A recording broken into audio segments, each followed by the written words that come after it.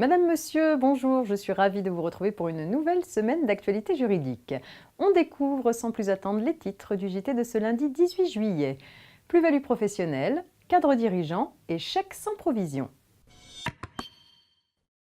Nous ouvrons ce JT avec une précision relative à la plus-value professionnelle. En principe, les entreprises relevant de l'impôt sur le revenu qui exercent à titre professionnel une activité commerciale, industrielle, artisanale, libérale ou agricole depuis au moins 5 ans et dont les recettes ne dépassent pas certaines limites, bénéficient d'une exonération totale ou partielle des plus-values professionnelles réalisées à titre onéreux ou à titre gratuit, en cours ou en fin d'exploitation, sauf pour celles portant sur les terrains à bâtir. Pour calculer la durée d'exercice de l'activité à titre professionnel pendant au moins 5 ans, un avocat ne peut pas prendre en compte les périodes pendant lesquelles il a exercé en qualité d'avocat stagiaire, car il ne disposait pas d'une clientèle personnelle pendant cette période. Les cadres dirigeants sont les cadres qui participent à la direction de l'entreprise.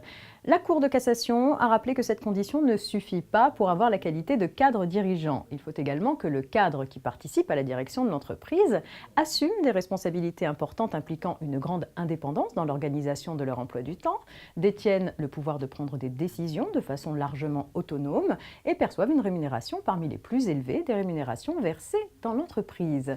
Ainsi, toutes ces conditions doivent être satisfaites pour être qualifié de cadre dirigeant. Une petite histoire de chèque sans provision pour terminer.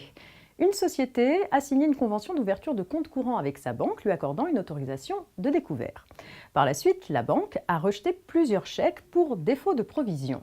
La société qui a été mise en liquidation judiciaire a assigné la banque en responsabilité pour rupture abusive de crédit et pour défaut d'information préalable au rejet des chèques émis sans provision suffisante. En appel, la banque a été jugée responsable pour ne pas avoir informé au préalable sa cliente sur les risques d'émettre un chèque sans provision. Elle a été condamnée à indemniser la société pour le préjudice subi en raison du rejet fautif des chèques. La Cour de cassation a censuré la décision des juges. Le préjudice causé par le défaut d'information préalable de la part de la banque s'analyse comme la perte d'une chance pour le titulaire du compte de l'approvisionner pour couvrir les chèques émis et échapper aux conséquences d'un refus de paiement du chèque. Ce préjudice n'est pas le même que celui qui résulte du rejet fautif d'un chèque. C'est la fin de ce JT, excellent début de semaine à tous et rendez-vous demain.